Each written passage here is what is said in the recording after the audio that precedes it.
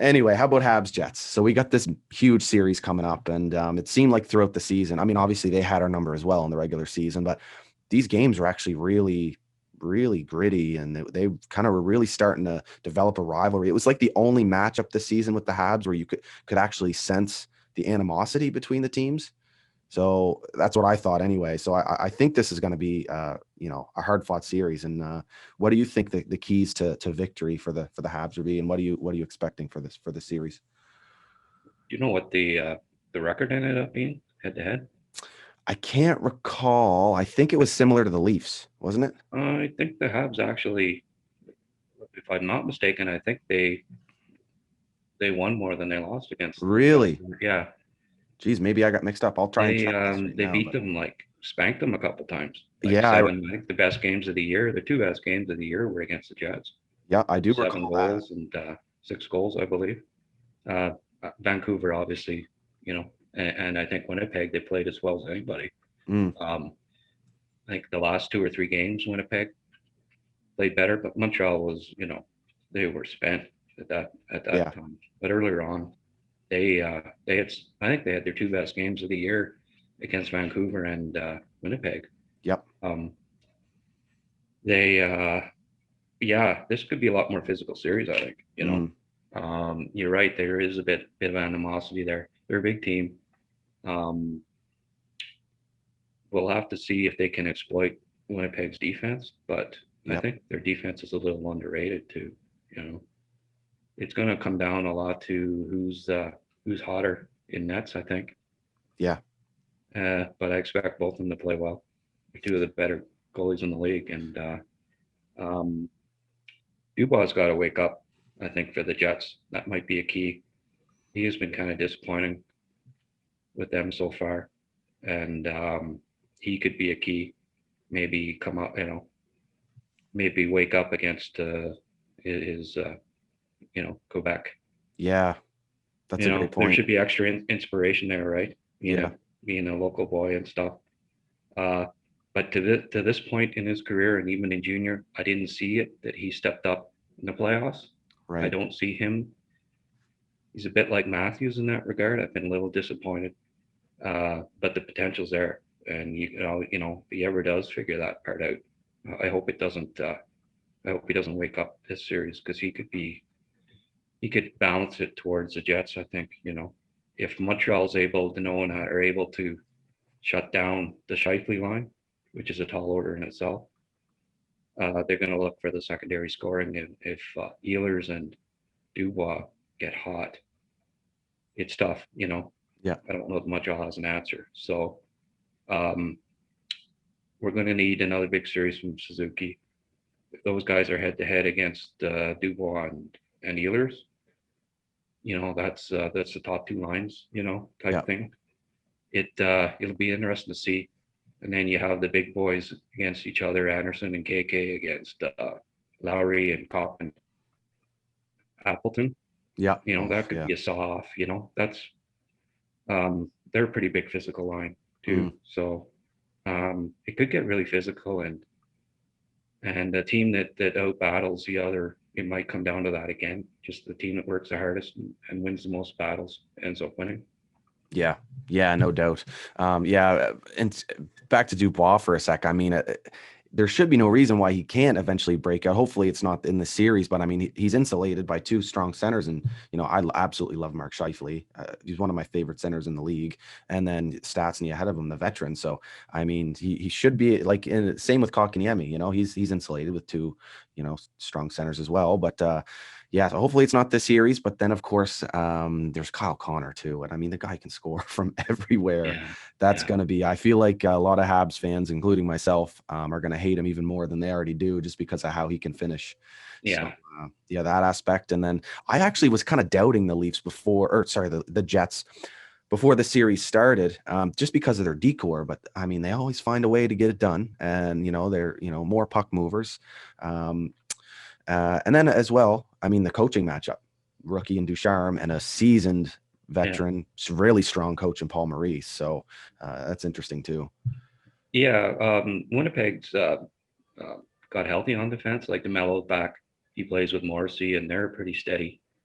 So then you can drop a guy down like they got Pionk on the second pair, and he's pretty strong. Stanley's come up, he's been playing pretty well, and playoff type, that size. If he plays within himself, there he can be pretty strong too. So their defense core has come along, a little underrated, I think, as I say. Uh, Stastny, it'll be interesting to see. Uh, they've been playing him a lot in the top six with Dubois on the wing or with Stastny on the wing. Like, I don't see their third line centers Lowry, and then Stastny's kind of bounces back and forth between the Scheifele line and the Ehlers line, sometimes at center, sometimes on the wing. So your top six is Connor, Wheeler, and Scheifele, and then Ehlers, Dubois, and Stastny as a rule.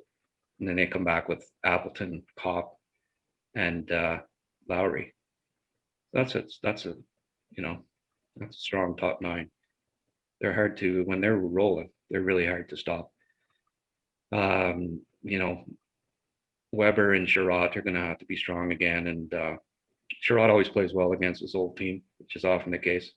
And Edmondson, who I thought was a beast, he's just steady Eddie, as they call him there back there. He doesn't have a bad game. Loved him when the Blues went all the way, and he's been really steady. Underrated guy. He doesn't get a lot of offensive chances, so you don't really always notice him. But him and Petrie are pretty solid pair too. I think it's Yeah. gonna be a hell of a series. Oh, yeah, I totally agree. Yeah, Edmondson. I mean, it's funny. Like, it's always Sherratt and Weber that get the most minutes and get a lot of the credit. But it seems like Edmondson has this pocket of time that he likes to play, and it's true. Like you said, he just mistake-free hockey. And when he's out there, you just have the confidence that the puck's coming out of the zone, and you don't have to worry about it. I mean, that's got to be great for Carey Price, you know? For sure. Yeah. Yeah. No, he's great. I love Edmondson's. I think he's the underrated guy on the defense. Yeah, for sure. I'm thinking maybe, almost the same strategy for the Habs against the Jets here, try and intimidate the Jets top six and their younger guys. Initially play them hard, chip the puck out, make sure they can't get the offense going, break that up, and then the longer the series goes, hopefully it swings in the favor of the Habs, just frustrate them and get in their head. But it's going to be harder because I find the Jets, to me anyway, it's like I feel like the Jets are what the Leafs think they are, kind of. Like, they have that incredibly strong top six.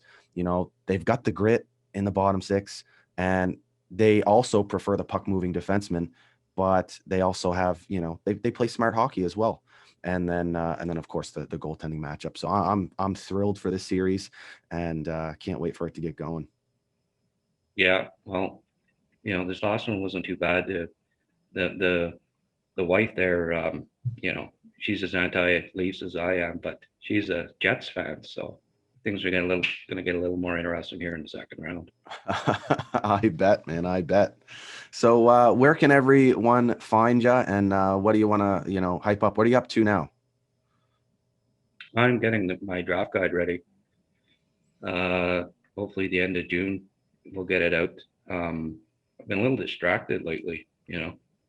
Usually, month before the draft, I don't have distractions of watching the Habs in the Mm. playoffs. Yeah, exactly. This year is a little different. Yeah. So there's that distraction. So might get out a day or two later than I had planned, but because I'm not gonna, not watch the Habs, and Yeah, it's tough not exactly. to go on Twitter after Toronto got eliminated and stuff like that, Oh, just to read what everyone's saying about it. But I'm yeah. gonna have to get disciplined here, stay off the Twitter, as they say. Well, And geez, time flies when you're scrolling, eh? And then oh, all of I a sudden, know I holy shit, spend what too time is much it? time. Me too. I'm addicted to Twitter. I admit it. But yeah, you'll see me on Twitter, Yeah. and I'll be filling you in when the guide's out, and putting all the links up for all the uh, whenever I post Hab stories and stuff, it's through our links at Twitter.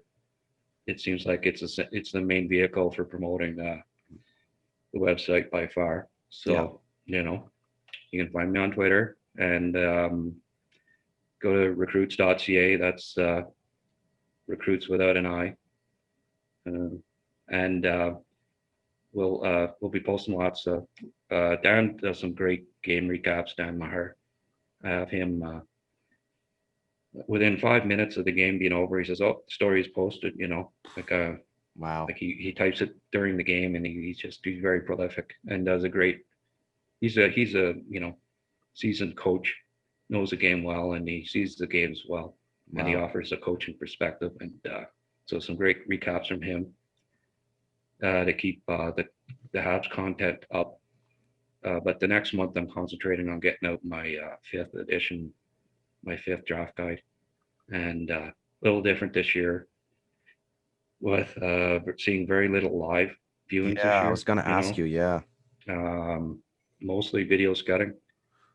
Same boat as the NHL scouts. Like all my friends that are NHL scouts or mostly did video scouting this year too. So now they know how I feel.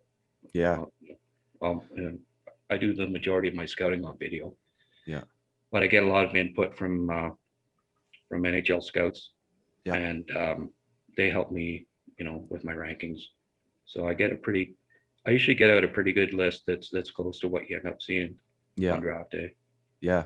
No, I love your work, and yeah, it's such a unique, strange time because not only do you have to rely on the video, like you said, but it's like there's a bunch of tournaments that haven't happened. Then there's, the CHL, up in the air that didn't play, some did, some didn't. And then even the ones that did, they played the same teams over and over again. So I don't know, something that I've kind of pondered in my head is that this is almost a draft that you even more so have to rely on the character of these kids because they have to persevere through, a lot less playing time and kind of a lot different, approach to their hopeful NHL career than other guys have. So, yeah, It's I think there's going to be a lot of sleepers in this draft.